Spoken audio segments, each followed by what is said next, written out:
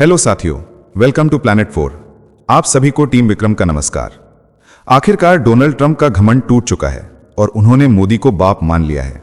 जी हां, यह सिर्फ कोई कहने की बात नहीं, बल्कि उन्होंने सबके सामने मोदी को फादर कहकर संबोधित किया है।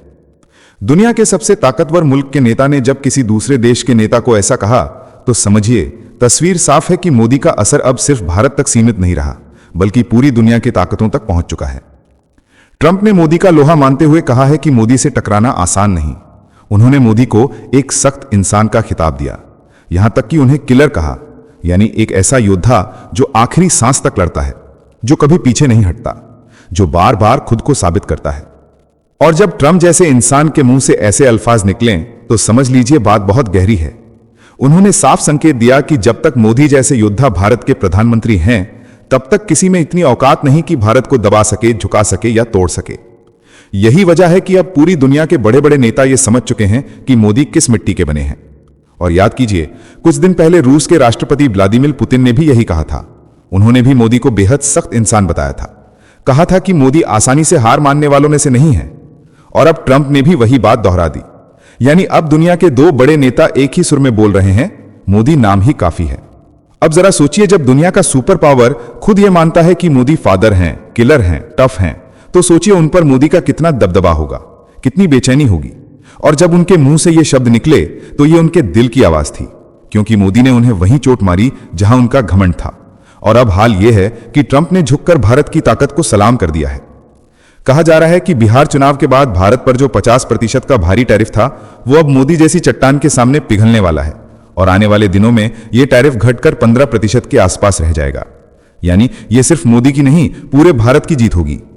और देखिए, मोदी ने जो मिसाल पेश की है, उसे देखकर पूरी दुनिया के कई देश अब भारत को सम्मान की नजर से देखने लगे हैं। जापान अब खुलकर भारत पर भरोसा कर रहा है। ऑस्ट्रेलिया ने भारत के सी फूड प्रोडक्ट्स पर जो 8 साल पुराना बैन लगाया था, वो हटा दिया है।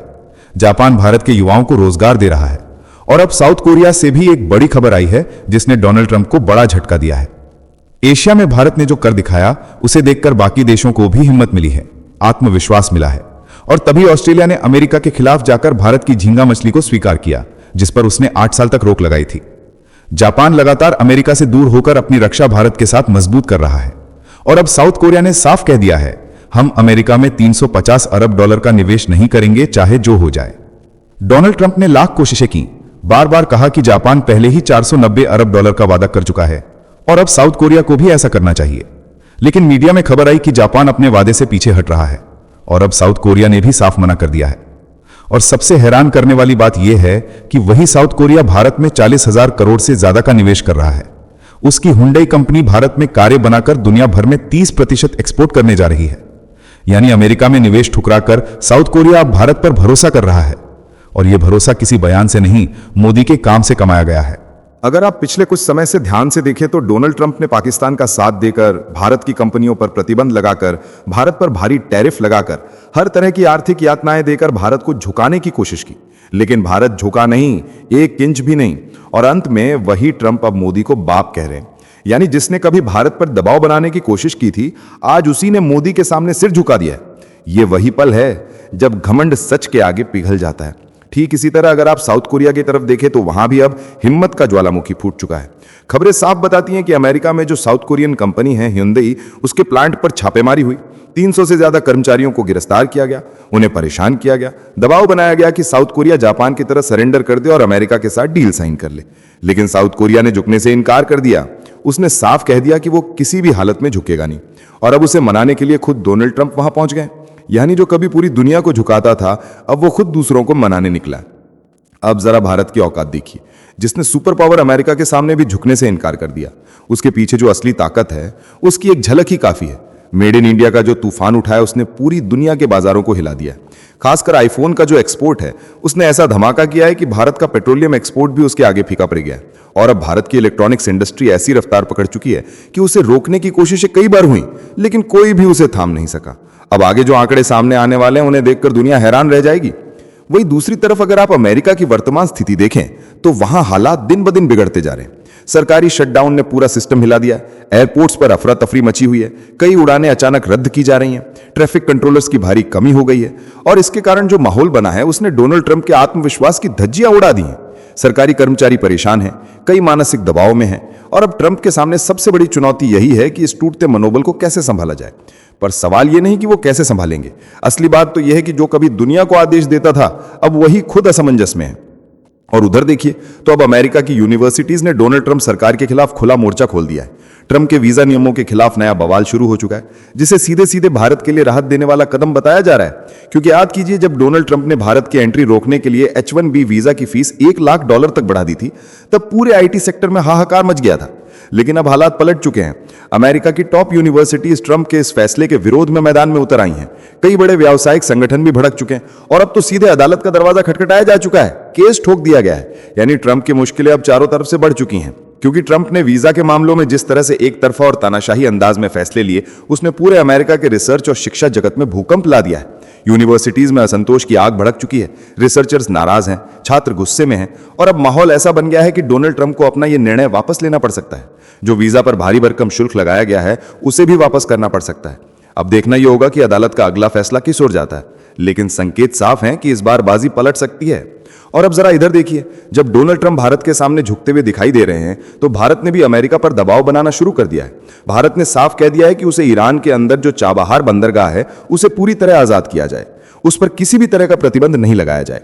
इसके लिए भारत ने बेहद सावधानी और रणनीति के साथ अपनी चाल चलनी शुरू कर दी है, क्योंकि इस बंदरगाह पर बार बार अमेरिका प्रतिबंध लगाकर भारत को रोकने की कोशिश कर रहा है ताकि भारत रूस तक अपने व्यापारिक रास्ते आसानी से न पहुंचा सके। लेकिन अब भारत ने इन अमेरिकी जंजीरों को तोड़ने का फैसला कर लिया है।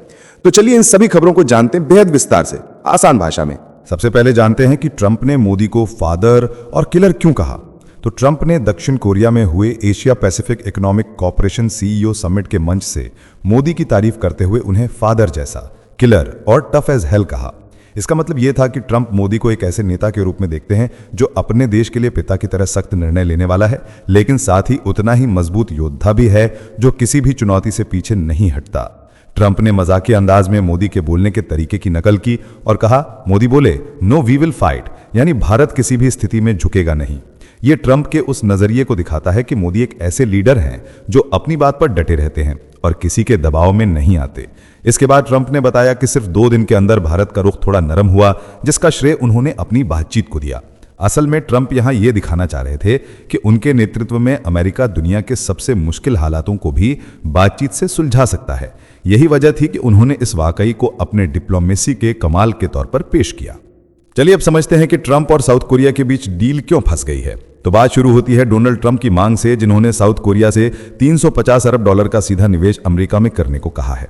अब ट्रंप का कहना है कि जापान पहले ही $490 अरब का वादा कर चुका है और साउथ कोरिया को भी अब वैसा ही करना चाहिए। लेकिन कोरिया की दिक्कत यह है कि इतनी बड़ी रकम अगर वो एक मुश्त कैश में भेजते हैं तो उनकी अपनी इकोनॉमी पर दबाव बढ़ जाएगा।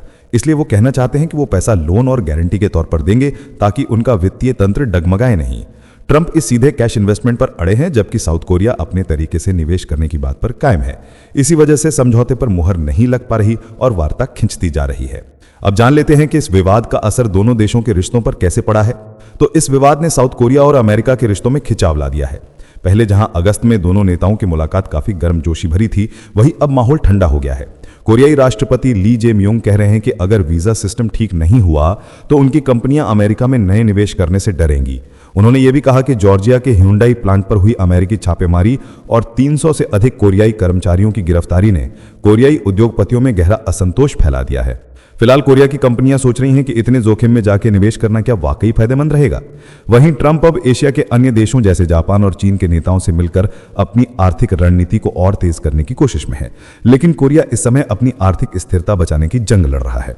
साथियों, आगे बढ़ने से पहले आप सभी को बता दूं कि अगर आप देश, दुनिया, डिफेंस और इकोनॉमी की 100 से ज्यादा खबरें एक साथ एक ही जगह पर एक ही समय पर फटाफट रोज देखना चाहते हैं तो कृपया हमारे साथ जीसल चैनल पर जुड़िए, जहां हम रोज शाम 9 बजे आपके लिए दुनिया की तमाम सारी खबरें एक साथ लेकर आते हैं।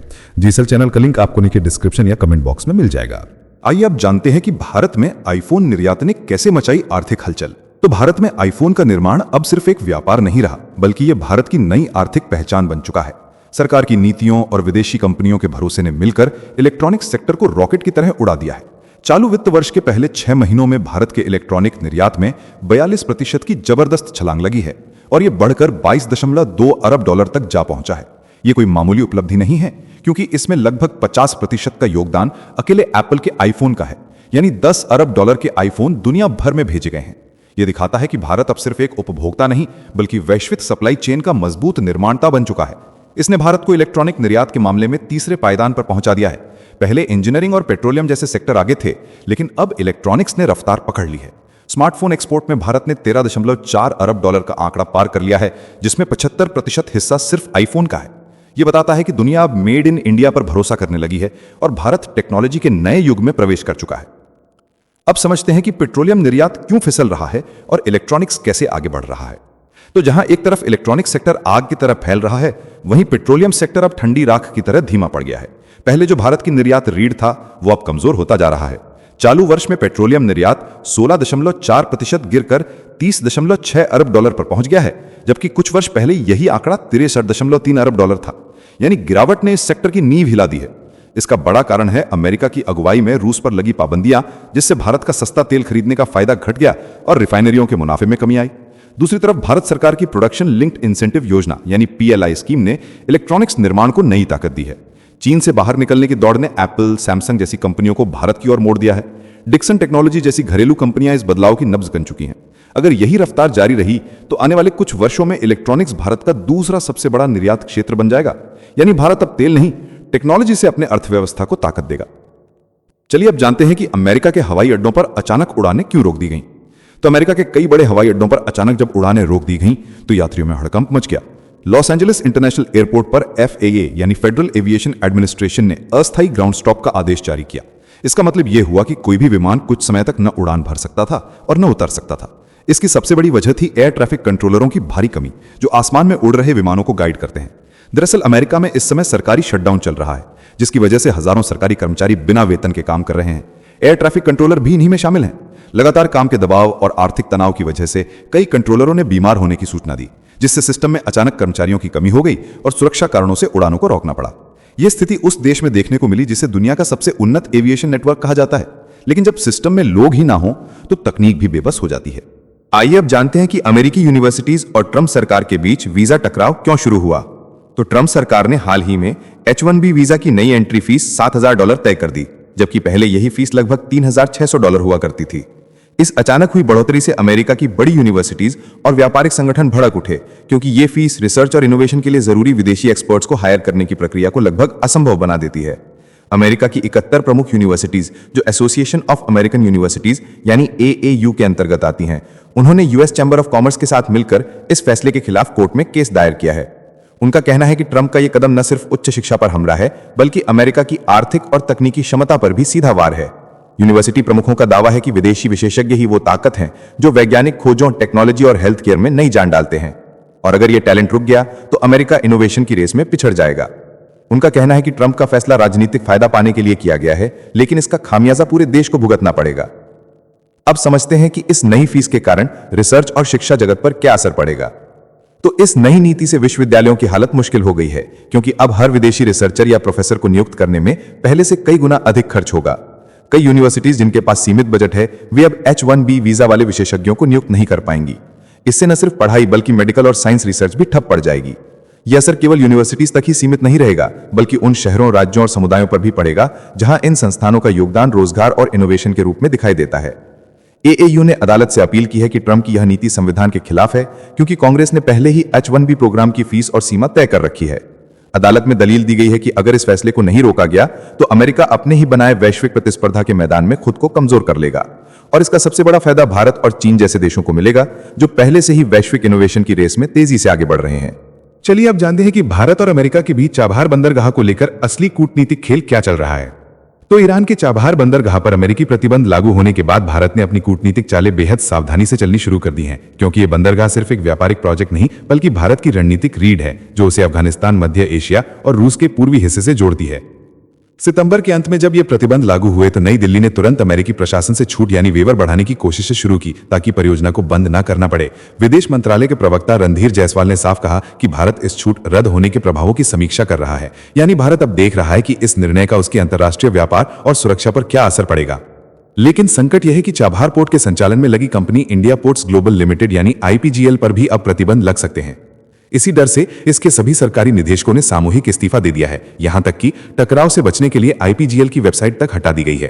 अमेरिकी office of foreign assets control ने भारत को 28 अक्टूबर तक छूट दी थी, लेकिन अब वो अवधि खत्म हो चुकी है और मामला वॉशिंगटन की समीक्षा में है। यानी भारत अब अमेरिका की अगली चाल पर टकटकी लगाए बैठा है।